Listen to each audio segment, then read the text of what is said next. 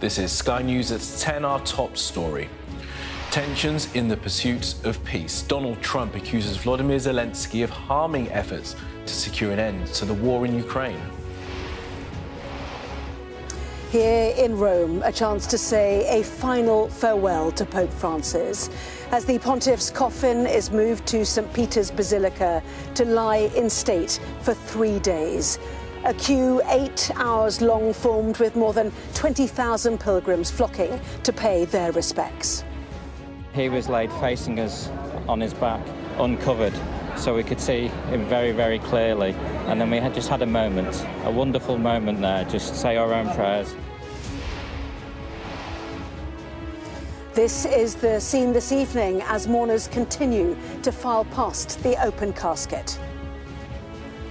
Also tonight, Robert Jenrick's leaked plan to form a coalition to end the Tory reform fight.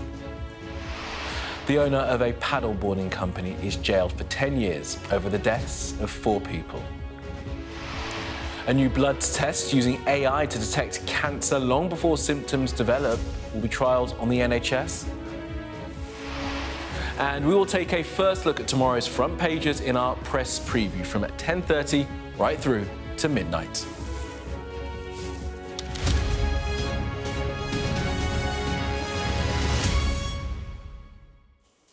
Good evening. As Donald Trump sought a second term in the White House, he was confident he could bring the war in Ukraine to an end, even suggesting he could stop the fighting in the first 24 hours of his presidency. Well, as he approaches 100 days in office, the US has threatened to abandon peace talks unless both sides can reach an agreement. And tonight, President Trump has insisted the US is very close to a deal, but once again, he has hit out at Volodymyr Zelenskyy, saying he is damaging efforts towards peace for refusing Russia the right to assume full sovereignty of Crimea. Well, President Zelenskyy has responded, saying emotions are running high today. Our security and defence editor, Deborah Haynes, has our top story. They battle to put out the flames from another Russian strike. Ukrainian officials say this is a residential building in the city of Kharkiv. Hardly the ceasefire Donald Trump is pushing for, even after Washington issued a proposal for peace to Kyiv and Moscow. Yet he's blaming Ukraine's president, not Russia's leader, for making it hard to end the war after Volodymyr Zelenskyy said his country would never recognise Crimea as Russian. In a post on social media, the US president said, "The statement made by Zelenskyy today will do nothing but prolong the killing field, and nobody wants that. We are very close to a deal, but the man with no cards to play should now finally get it done. I look forward to being able to help Ukraine and Russia get out of this complete and total mess that would have never started if I were president." The Ukrainian leader then also took to social media to post this US statement from 2018 under the previous Trump administration that endorsed his position that Crimea is Ukrainian. Mr. Zelenskyy wrote, "Emotions have run high today, but it is good that 5 countries met to bring peace closer. The American side shared its vision, Ukraine and other Europeans presented their inputs, and we hope that it is exactly such joint work that will lead to lasting peace. We are grateful to partners." The latest spat came after Washington scrapped a plan for the US Secretary of State to come to London to meet with his British, Ukrainian, French and German counterparts. Talks did still take place between senior officials inside this Foreign Office building, but they were a downgrade on the original idea. I'm told areas of discussion included a ceasefire deal, security guarantees for Ukraine once the fighting stops, and the hugely sensitive issue of territory. Keith Kellogg, the US envoy for Ukraine, was present, but the absence of Marco Rubio, the US Secretary of State, will surely mean the outcome of these talks will carry much less weight in Washington. Donald Trump's latest outburst against Mr. Zelenskyy will doubtless be applauded by this man. Speaking with members of his defence industry, Vladimir Putin is reportedly ready to agree to freeze the war in Ukraine along current front lines in a deal with the US. But he still sounds very focused on keeping his own military strong. The troops have received over 4,000 units of armoured weapons, 180 combat aircraft and helicopters. More than 1.5 million drones of various types have also been delivered, including about 4,000 drones sent to the front lines every day. Back in Ukraine, it was a Russian drone that killed at least 9 people in a strike on this bus. The daily, deadly reality of a war this country did not start, but is under intense pressure to stop. Deborah Haynes, Sky News. Well, let's go to the US now and bring in our correspondent James Matthews, who is in DC for us. Good evening to you, James. So Donald Trump once again criticising the president of Ukraine. Hi, Kamali. Yeah, in that Truth Social post, Donald Trump is talking about how a deal is very close. I think we get a clear sense from the wider context of how far a deal might be away. He's talking about Crimea and essentially this American 7-point plan reportedly hands over Crimea to the Russians. That's absolutely a red line for Ukraine. So red, it's purple. So not for the first time we are staring down the barrel of an impasse, of failure. And to that extent, I don't think it's too cynical to surmise that Donald Trump is looking for a fall guy in all of this. And that's why he appears to be, at this stage, ready to throw Volodymyr Zelenskyy under a bus, to frame him as the obstacle towards a peace. The Ukrainians, for their part, their line is that they are ready to negotiate, not to surrender. That's how they are characterizing what's been laid before him by the Americans as a way forward. They see it as a surrender. I might say there have been negotiations today in Washington.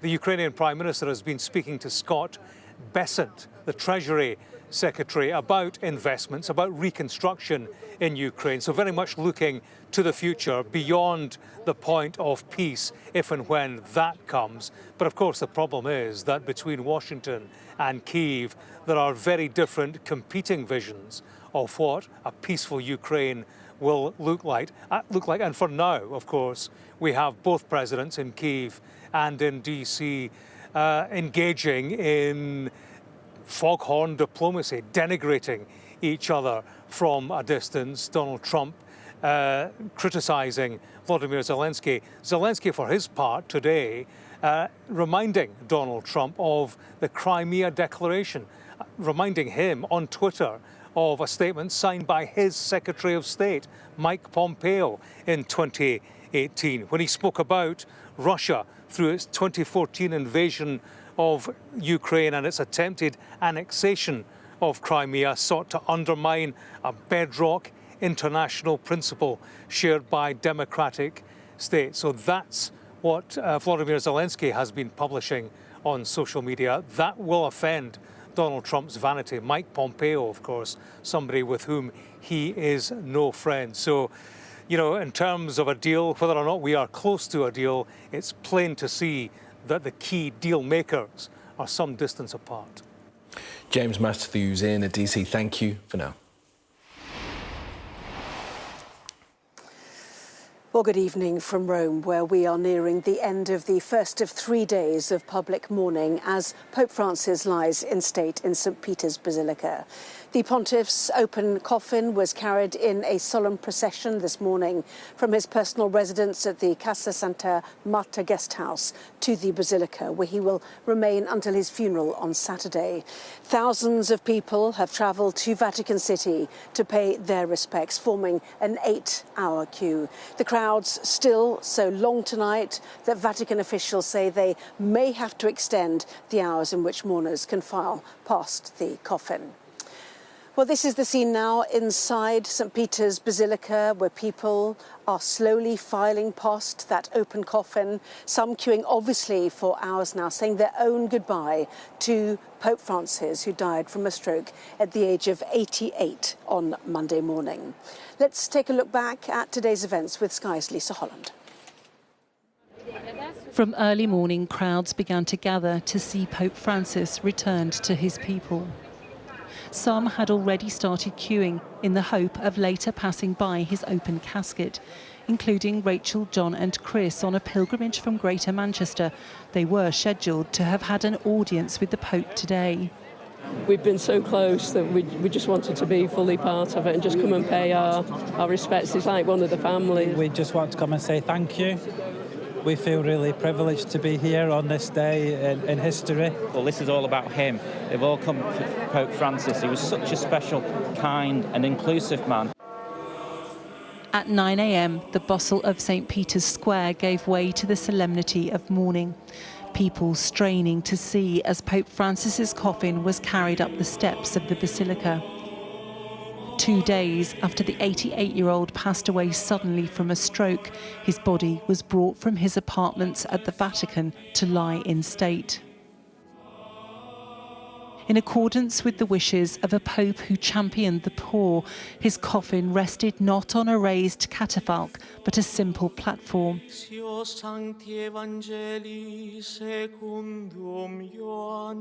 The Pope's body will remain here until his funeral on Saturday, with several 100,000 people expected to pass by to pay their respects. Outside, this woman said she had cycled from Naples to Rome to be here. Bev and Caroline are on holiday from Canada. I just think it's a very momentous thing, historic. He was well loved, and to see everybody here is just amazing. Then, as the service came to an end, a man clutching his baby could be seen amongst the crowd who spontaneously started running, all anxious to join the queues to get inside.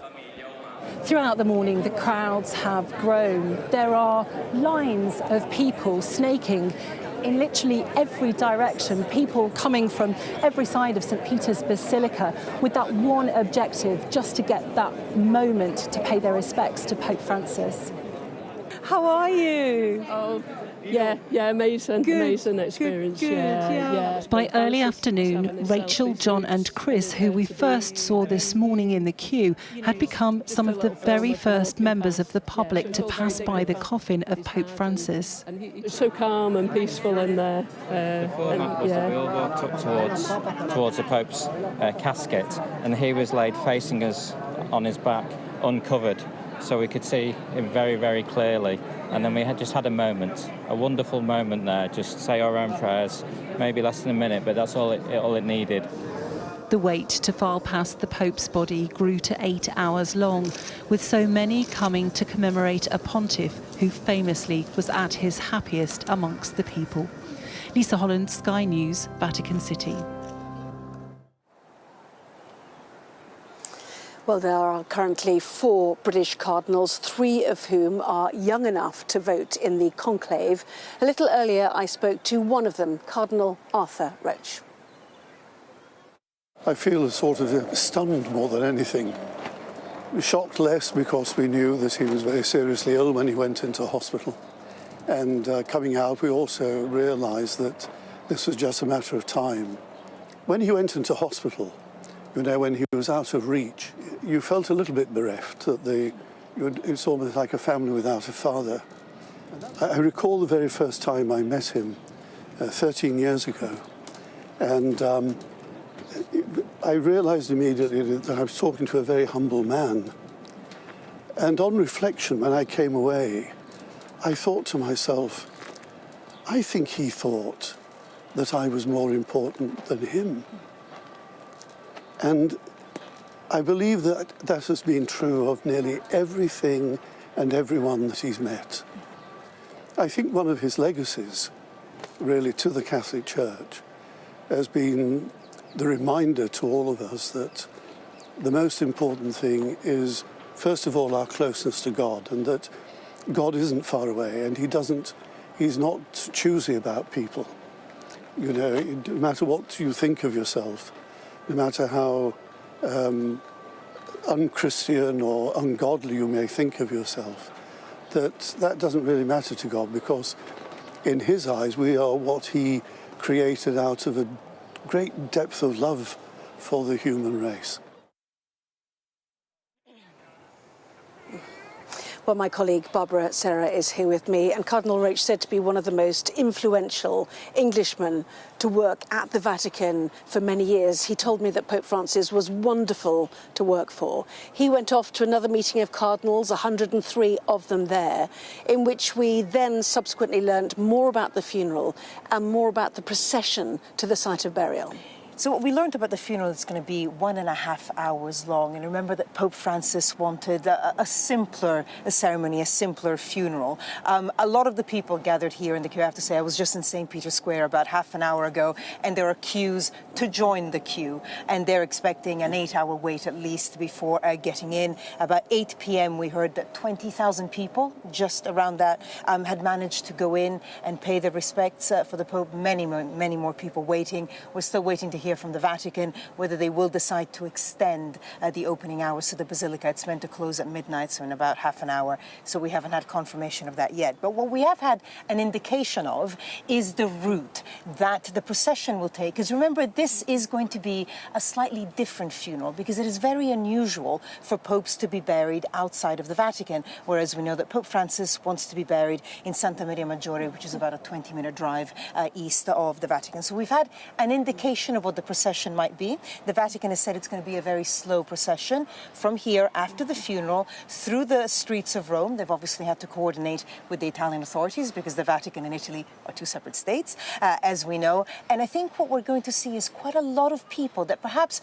aren't going to commit to the 8-hour wait to see the Pope here, but will still want to be part in some way of the procession as it goes through the streets of Rome. It will pass through the Trevi Fountain and then past the Colosseum as well, before ending up at Santa Maria Maggiore. And just one other detail, Santa Maria Maggiore, the church where the Pope is going to be buried, today had 10,000 visitors. So even though the Pope isn't actually buried there yet, it seems it's already become a place of pilgrimage. Barbara, thank you. And at one point today, at lunchtime, about 100,000 people, they suggested, were waiting in St. Peter's Square. They queue still. As Barbara said, we wait to find out if the Vatican will extend the viewing time tonight. That is all from us here in Rome this evening. Let's go back to Kamali now for the rest of the day's news. Kamali. Anna, Barbara, thanks both. Now, Sky News has obtained a leaked recording of the Shadow Justice Secretary, Robert Jenrick, saying he'll bring a coalition together to end the infighting between the Conservatives and Reform UK. He told a student event he would try to ensure the two parties don't compete against each other at the next election and hand a second term to Sir Keir Starmer. Well, this exclusive story was raised in the Commons today, as our Deputy Political Editor, Sam Coates, now reports. It's a sight that strikes fear into the heart of Tory MPs. Nigel Farage riding high. Wooing the voters the Tories used to rely on. This man says he has the answer. Robert Jenrick is the bookies' favourite to take over the leadership if there's a contest. His plan shared behind closed doors to Tory students last month and obtained by Sky News. You head towards a general election where the nightmare scenario is that Keir Starmer's sail bid through the middle as a result of the two parties being disunited. I don't know about you, but I'm not prepared for that to happen. I want right to be united. And so one way or another, I'm determined to do that and to bring this coalition together. That vow to students at this event that one way or another he would stop Reform and the Tories competing is not party policy and goes further than anything Kemi Badenoch, who beat him to the leadership last time around, would say. He denies he wants a pact, but opponents don't believe him. We don't come to Prime Minister's questions. Here, the Prime Minister going on the attack after Sky News revealed that audio. the mask has slipped just 1 week before the elections because the Shadow Justice Secretary is not here. He's determined to bring this coalition, he calls it, together one way or another. Well, I think we know what that means. There's a reason that Kemi Badenoch cannot stop Robert Jenrick and, frankly, plenty of others in the Tory party having a conversation about Reform UK, and it's this. Look at our latest poll from YouGov for Sky News. Reform UK back out in front on 25%, and the Tories a whole 5 percentage points behind on 20%. And that means only one person is going back into Downing Street after the next election, and that is Labour's Keir Starmer. And that is a difficult conversation for Kemi Badenoch to have. The leader of Reform UK says no deal. Just for clarity, yes or no, would you do a deal with Robert Jenrick or the Tories? I would only do a deal with people who I could trust. I don't trust them. Any of them? James Cleverly, any other future leader? No, I don't trust them. Kemi Badenoch's strategy means she has to show she can fight off the threat of Reform UK. Next week's local elections will be her first big test. Will it leave more in her party calling for a coalition on the right? Sam Coates, Sky News, Westminster. Now, the owner of a paddleboard company has been sentenced to 10 years in jail after pleading guilty to the gross negligence manslaughter of 4 paddleboarders in Pembrokeshire. The group were travelling on the river when their paddleboards went over a weir during what was described as extremely hazardous conditions. Our correspondent Amelia Harper reports. So is it a group just it's a group paddle, and they didn't go down the middle, so they went over the falls and they fell in. This is Nerys Lloyd's first account to police, moments after her paddleboard tour went catastrophically wrong. And I was trying to get back to them, but I couldn't. Yeah. Above the banks of the River Clethai in Pembrokeshire, a helicopter circles.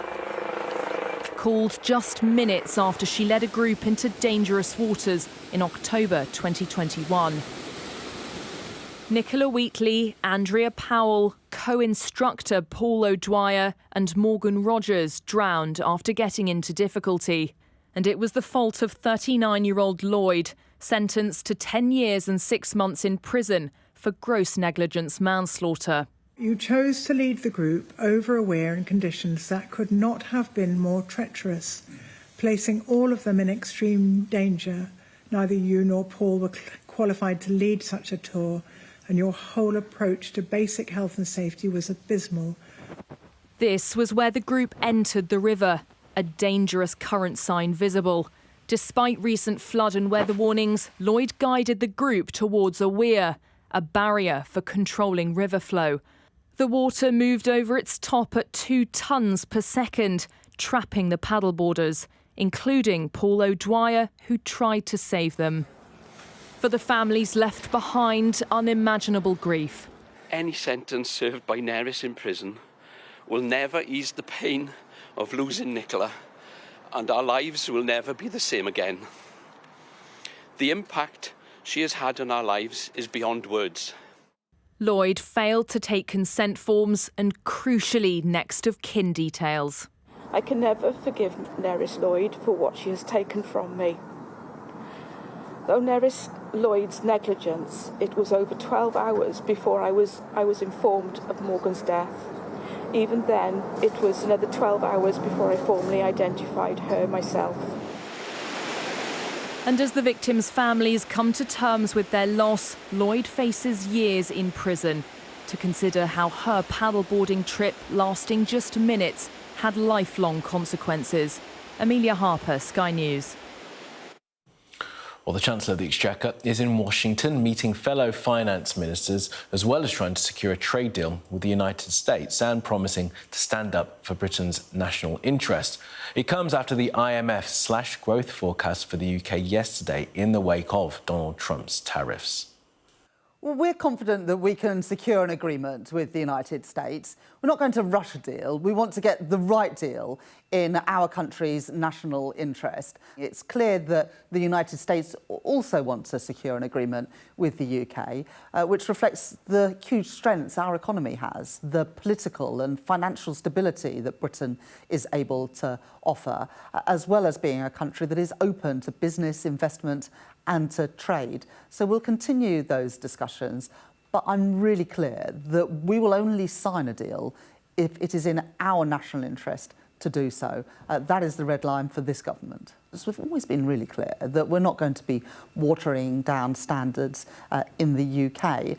But there are areas where, on both sides, we can reduce barriers to trade, particularly tariff barriers, to reduce prices for consumers, but also to support jobs and industry in both of our economies. And that's what we're determined to do as a government. Well, India has closed its main border with Pakistan following an attack in which 26 people, mainly tourists, were killed by gunmen in Indian-administered Kashmir. Well, the Indian government has signalled it holds Pakistan indirectly responsible and has threatened a loud and clear response, they say. Well, Pakistan says its National Security Council will meet tomorrow. Sky's Neville Lazarus reports now from Kashmir. Kashmir is tense once again. Security forces are on high alert after the brutal attack on tourists. 26 people have lost their lives and dozens injured when militants fired on them. People were coming down from up there. We saw 1 or 2 ladies crying. We got scared. We've been in Kashmir for 5 days. We have to go back tomorrow. We couldn't imagine that something like this would happen. The resistant front, a proxy of the banned terror group Lashkar-e-Toiba, has claimed responsibility. Security forces have circulated a photo and sketches of the attackers. The uncertainty of what might come next is palpable. We will not only trace those who have carried out this incident, we will also trace those who, sitting behind the scenes, have conspired to commit such nefarious acts on the soil of India. The last time an attack of such magnitude led to cross-border skirmishes between 2 nuclear-armed neighbours. The tensions have lasted since. Security forces are conducting anti-terror operations further down this place. We've seen military and paramilitary convoys rushing to the site of the attack. Outsiders and us have been stopped at this place, not allowed to go any further till investigations are complete. Kashmiris are mourning. There have been protests across many cities against this brutal crime, the repercussions of which will have an effect on the economy that is reliant on tourism. There is a rush to leave Kashmir now. Tourists have converged at the Srinagar airport awaiting a way out. The government has ordered airlines to add more flights. We decided to come here, but this incident changes the face of Kashmir again. We are tourists and should think about our safety. It's beautiful, but what safety do we have here? The impact of almost 500,000 boots on the ground this side of Kashmir could not guarantee absolute peace, which has been shattered once again. It will take a long time to heal. Neville Lazarus, Sky News in Anantnag, Kashmir. Now, a new blood test that uses AI to detect signs of dozens of cancers long before symptoms develop is to be tested on NHS patients. It comes as the Health Secretary, Wes Streeting, visited the Bowel Babe lab, which was renamed in memory of Dame Deborah James, who died of bowel cancer in 2022. Our science correspondent, Thomas Moore, is this. A surgical robot is giving Kelly the best chance of beating her bowel cancer. Around 44,000 patients a year in the UK are diagnosed with the disease, and the precision of a robot can improve results. I think it's fabulous. As a fellow healthcare professional, it's always great to move with the times. Reading up about it, like post-recovery and things like that, said to be less invasive and to aid a quicker recovery after. But an earlier diagnosis could prevent the need for surgery altogether, and the NHS is now launching a new trial of a blood test that can detect bowel cancer and 11 other forms of the disease with an accuracy of 99%. The test, called MyOnco, can diagnose cancers, including those in the lung, stomach, prostate and ovary. Even before symptoms develop, tumours release fragments of genetic material called microRNA, and these are released into the bloodstream where they can be detected. As little as 10 drops of blood are all that's needed. The microRNA is extracted and analysed with artificial intelligence to not only determine the presence of cancer, but also where it is in the body. Deborah James's bowel cancer was diagnosed at a late stage, and she campaigned up to her death to raise money and give future patients hope. At the newly named Bowel Babe Laboratory, her mum said research could change lives. Deborah was quite a science geek, really. I think she would be so chuffed to see what her fundraising for the Bowel Babe Fund has gone towards. And the Health Secretary, a cancer survivor himself, said the government would put medical technology at the heart of its 10-year plan for the NHS. These are the sorts of breakthroughs that are going to make a real difference to people's chance of survival, and may mean that in the future, families like Deborah's do not have to cope with the unimaginable grief and loss that they've been through and so many other families go through. 1 in 2 of us will now get some kind of cancer. The NHS is struggling to keep up, and survival rates for many forms of the disease often lag behind those in other countries in Western Europe. But a cheap and accurate blood test for early cancer could help dramatically improve the outlook for patients. Thomas Moore, Sky News. Well, that was Sky News at 10. Coming up, we'll take a first look at tomorrow's newspapers in the press preview. Tonight, we're joined by the Daily Mirror's associate editor, Kevin Maguire, and the Telegraph's comment editor, Annabelle Denham. Thanks, guys. Among the stories we'll be discussing is this. On the front of The Guardian, the headline, Crimea is lost, says Trump as he warns Zelenskyy on peace deal. We will be right back.